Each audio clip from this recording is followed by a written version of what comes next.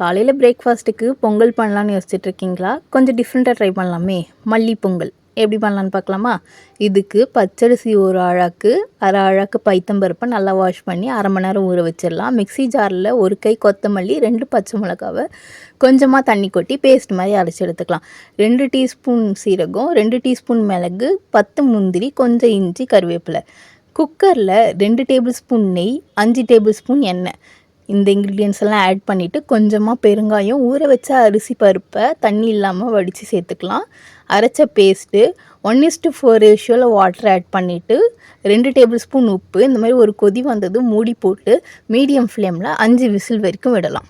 குக்கரை திறந்துட்டு கொஞ்சமாக நெய் வேணும்னா ஆட் பண்ணிக்கோங்க. அவ்வளோதான், மல்லி பொங்கல் ரெடி. இதோட பெஸ்ட்டு காம்பினேஷனே தேங்காய் சட்னி தான். டிஃபன் சாம்பார் கூட சூப்பராக இருக்கும். மறக்காமல் ட்ரை பண்ணிவிட்டு எப்படி இருக்குன்னு கமெண்ட் பண்ணுங்கள். நம்ம ஜானஸ் அன்னபூர்ணா ஃபாலோ பண்ணிக்கோங்க, சப்ஸ்கிரைப் பண்ணிக்கோங்க.